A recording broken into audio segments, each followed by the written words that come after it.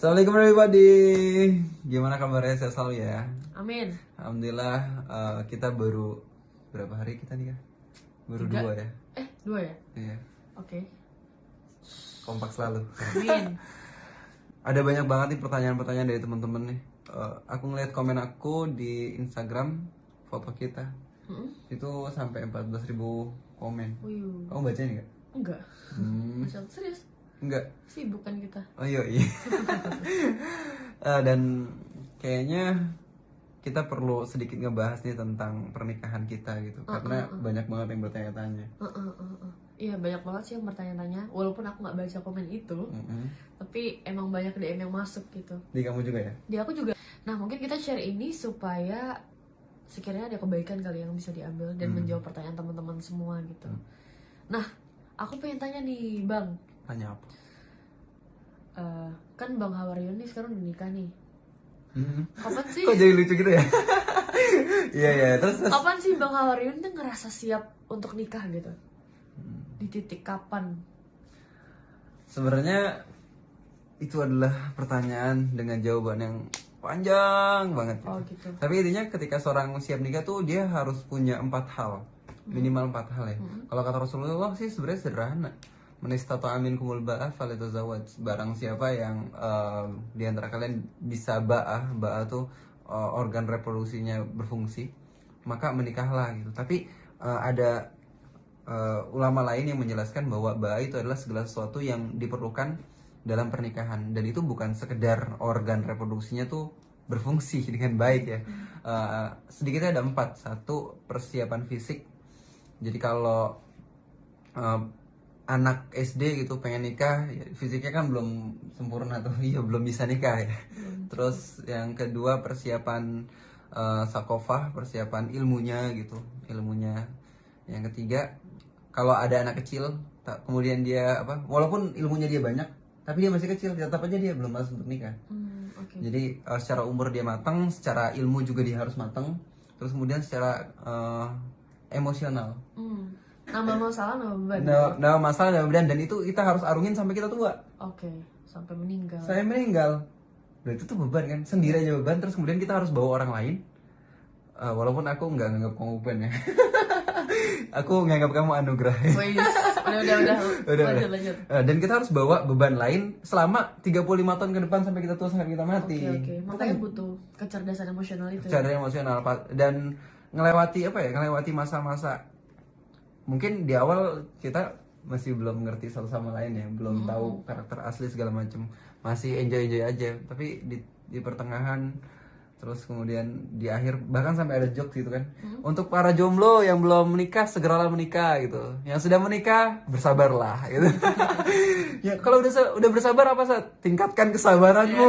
Itu kayak seolah-olah pernikahan tuh horor banget gitu. Iya. Terus yang keempat itu persiapan finansial. Pada saat aku datang ke Ustadz Felix, aku menganggap Ustadz Felix tuh sebagai guru aku lah gitu, lebih dari sekedar guru bahkan.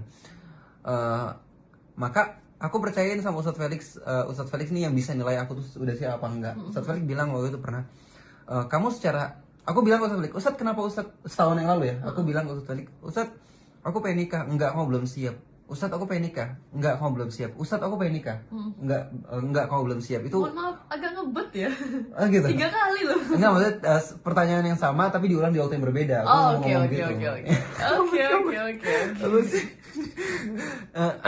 Di pertanyaan pertanyaan aku tuh Ustadz Felix selalu bilang aku tuh belum siap. Terus aku sedikit ngeyel ke Ustadz kenapa nggak ngizinin aku untuk nikah gitu. Padahal aku rasa aku tuh nggak mungkin dari dalam lubuk hati aku ya, aku kayaknya nggak bakal mungkin aku tuh melanggar syariat gitu. Melanggar syariat dalam artian menzolimi istri. Kalau istri misalnya berbuat keburukan, nggak mungkin aku gampar. Nggak mungkin aku tuh siksa dia gitu. Dan nggak mungkin aku tuh nggak ngasih makan dia. Pasti aku bakal kasih makan dia kok gitu. Iya. Gitu ya. Tapi kalau Ustadz Felix bilang begini, kamu kira kebanyakan orang-orang konflik itu karena masalah syariat? Kebanyakan enggak. Tapi kenapa? Karena masalah kurangnya komunikasi. Ya enggak? Dia maksudnya pengen begini, ini maksudnya baik, terus kemudian dia nggak nangkap apa maksud baik orang ini, terus akhirnya dia cekcok. Nah, itu kan sebenarnya bukan masalah syariat tapi masalah komunikasi, gitu kan. Dan itu penting banget, masalah komunikasi, terus masalah mental itu benar-benar biasa. Terus dan yang paling penting yang kau belum punya apa? Finansial gitu. Iya saya percaya, iya saya ngelihat kamu memang sudah matang secara fisik, terus kemudian kamu juga matang secara sakofah gitu, terus kemudian emosional kamu sudah mulai terbangun, tapi secara finansial kamu belum gitu ya. Makanya setelah buku Adam terbit, alhamdulillah aku bisa dapat uang dari situ gitu ya. Itu modal buat nikahin orang di samping aku ini. Habis. Nah, jadi indikator siap nikah itu ketika kamu tuh sudah memenuhi 4 ini gitu ya. Kedewasaan, maksudnya secara umur, terus kemudian secara sakofah, secara emosional, kemudian secara finansial. Walaupun finansial ini nggak harus kamu tuh harus punya rumah dulu, nggak harus punya pekerjaan tetap dulu gitu ya. Gimana sih bahasa orang-orang yang sering ceramah tentang pernikahan? Nggak perlu penghasilan tetap, yang perlu itu tetap berpenghasilan. Iya. Itu sering diperdengarkan. Gitu ya. Dan benar sih sebenarnya, karena kebanyakan mungkin memang finansial tuh menjadi masalah yang besar ya di pernikahan di masyarakat gitu. Dan persiapannya mungkin nggak ada patokan standar harus punya berapa, harus punya apa dan lain-lain, tapi setidaknya cukup gitu untuk membangun. Betul banget. Starting point gitu ya. Uang aku juga sebenarnya nggak banyak kan, cuman kita punya gitu untuk ini tuh untuk ini. Ini jangan lebih dari segini ya gitu ya. Ini untuk ini, untuk ini, untuk ini. Alhamdulillah. Seenggaknya ada gitu ya kan. Seenggaknya ada. Kan nggak tega juga. Aku sih sebenarnya ridho aja ya. Aku sudah terbiasa hidup keras gitu. Tapi aku nggak pernah ridho dan nggak pernah rela ketika aku ngajak istri aku tuh hidup keras kayak aku gitu. Tapi hidup aku juga keras, gimana dong? Oh gitu. Sama dong. Terus sebenarnya selain daripada apa yang kita obrolin nih, kayak kesiapan nikah tuh apa aja dan lain-lain, itu banyak banget pertanyaan dari orang-orang tentang kenapa sih Hawarian tuh milih Dena. Itu banyak banget orang kepo gitu. Dan kita emang belum ngobrolin sama sekali sih. Mungkin bisa dijelaskan Pak Hawarian, silakan. Dan yang paling penting kata Mas Hawarian ini adalah dulunya yang paling penting itu adalah visi. Ketika kita sudah menetapkan satu visi satu sama lain, menikah karena visi, dan visi itu tuh untuk Allah, insya Allah cinta itu akan datang dari Allah gitu. Dan mungkin pernikahan itu akan lebih long last karena ada satu tujuan yang kita capai. Dan kalau Muslim itu tujuannya kan gak cuma di dunia gitu, tapi sampai ke akhirat. Begitu kata kamu. Iya, itu kata aku. Sudah terjawab. Dan Allah kasih kita perasaan. Perasaan itu sifatnya fluktuatif, berubah-ubah gitu. Kalau kita misalnya nikahin seseorang itu karena perasaan kita suka sama wajahnya, walaupun itu boleh ya. Cuman kalau itu dijadikan standar utama kita menikahi dia, itu perasaan itu akan berubah.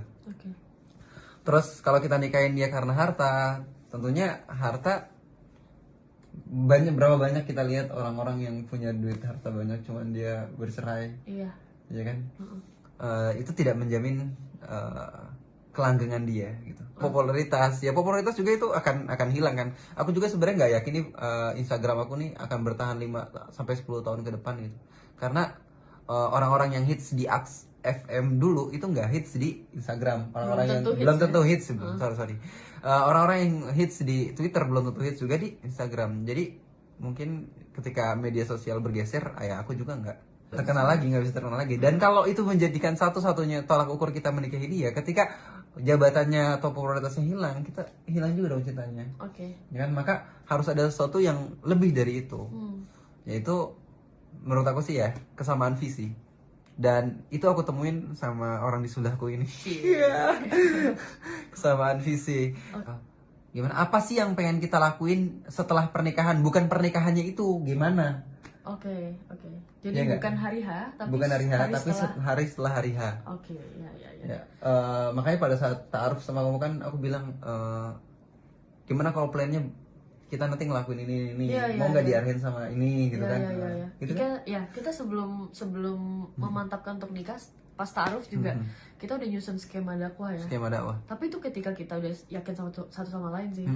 Jadi yakin dulu, terus menentukan skema dakwah, makin yakin, udah. Nikah deh, apa sih? Jadi kenapa aku nikahin Dena? Karena aku ngerasa aku punya partner yang satu visi sama aku, dan Dena juga punya sesuatu yang gak aku punya. Beda banget karakter kita, serius. Iya. Iya kan? Iya. Beda, dan aku rasain itu sih. Iya, sama. Dan pas taruh aku ngerasa, dia bisa banget ngelengkapin kekurangan aku gitu. Sama sih. Sama ya. Pas. Kebanyakan tosnya kita. Oke, itu aja jawabannya. Iya, karena visi gitu. Karena sesuatu yang fisikal itu nggak lebih penting dibandingkan sesuatu yang non fisik. Oke. Apa tuh fisikal tuh seperti apa dan non fisik tuh seperti apa? Mungkin nggak kebayang gitu di orang-orang. Oh, gimana ya jelasinnya ya? Dulu aku pernah ke Turki, teman-teman. Cie, kamu juga pernah kan? Iya, di Turki tuh masjidnya besar-besar gitu. Ya jelas ya, Turki itu kan bekas kehilafahan Islam yang terakhir. Jadi peradabannya luar biasa, masjidnya besar-besar. Dan yang aku sedih tuh ketika aku masuk ke dalamnya, itu yang datang tuh sebaris, 2 baris gitu. Padahal masjidnya indah banget, karpetnya luar biasa, terus lampu-lampunya bercahaya indah banget lah pokoknya. Tapi orang yang ngisi di dalamnya tuh sedikit gitu. Padahal fisiknya bagus gitu. Ya enggak? Berarti apakah sesuatu yang kalau fisiknya bagus, apakah menjamin isinya bagus? Belum tentu. Enggak juga. Tapi kalau dalamnya bagus, insya Allah fisiknya itu bisa dibangun. Nah sekarang kalau kita lihat nih, misalnya kalau ada orang-orang, kalau kita ke masjid kemudian ada 2 kotak amal. Yang satu infak untuk pembangunan masjid, yang satu infak untuk program masjid. Kira-kira lebih banyak mana yang cepat diisi penuh? Pembangunan. Padahal yang lebih penting adalah programnya. Ya kan? Kalau misalnya masjidnya bagus, udah direlok segala macem gitu ya. Terus kemudian gak ada programnya, ya buat apa masjid bagus-bagus, ya kan? Tapi misalnya kalau programnya jalan, aktivitasnya banyak di situ, anak muda pada nongkrong di situ, kemudian anak-anak juga pada main di situ, ada TPA-nya, ada taklimnya banyak gitu. Pasti bangunannya ikut terbangun juga gitu. Jadi kalau misalnya di pernikahan apply ke mungkin konteksnya wanita ya. Kan Bang iya benar. Ya. Konteksnya wanita. Kalau di apply itu percuma mereka make up, skincare dan lain-lain mempercantik fisiknya, tapi mereka mungkin nggak punya visi gitu. Isinya. Kalau di dalam Al-Quran Allah bilang kan, fankihu ma tobalakum minan nisa. Jadi kalau dalam bahasa Arab ma itu artinya apa? Kalau man itu artinya siapa? Jadi fankihu ma, Allah bilang fankihu ma, bukan fankihu man. Nikahilah apa gitu, bukan nikahilah siapa. Jadi nikahilah apa yang ada dalam diri dia bisa apa, dia punya apa visi dia gitu. Bukan siapa dia, seperti apa bentuknya, wajahnya seperti apa, matanya seperti apa, hidungnya seperti apa, seksi enggak gitu, bukan itu. Yang Allah suruh ke kita tuh untuk memperhatikan apa yang ada pada diri dia. Siap. Inner, ya kan? Inner.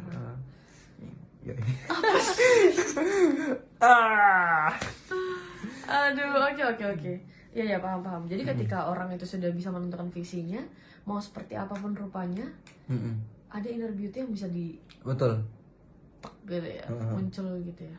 Ya, I got it. Ya, udah, itu aja. Itu udah menjawab semua sih. Udah jawab semua. Masa aku ulang sih intinya kenapa aku milih dia karena cewek sebelah aku ini. Apaan sih? Karena cewek sebelah aku ini dia punya kesamaan visi sama aku dan dia punya karakter yang bisa nutupin kekurangan aku gitu. Sip. Semoga ini bisa menjawab pertanyaan teman-teman ya. Karena ini kepoin banget sama orang-orang. Oke deh. Tunggu. Apa? Netizen juga penasaran kali. Kenapa kamu mau nerima aku? Oke, aku jawab di IG ku ya. Jawab di IG ku ya. Oke, yang pengen tahu jawabannya Dena kenapa mau nerima aku ini yang apa ya? Kaku ini gitu ya. Oke. Bisa dilihat nanti ya? Iya, bisa dilihat nanti di IG-nya Hawa. Hawa lagi. Dena. Aduh, oke. Oke, jadi segitu dulu ya. Oke, bye. Ntar kita lanjut ya. Assalamualaikum. Terima kasih buat teman-teman yang udah dengerin. Semoga ada manfaatnya dan menjawab pertanyaan teman-teman. Assalamualaikum. Assalamualaikum.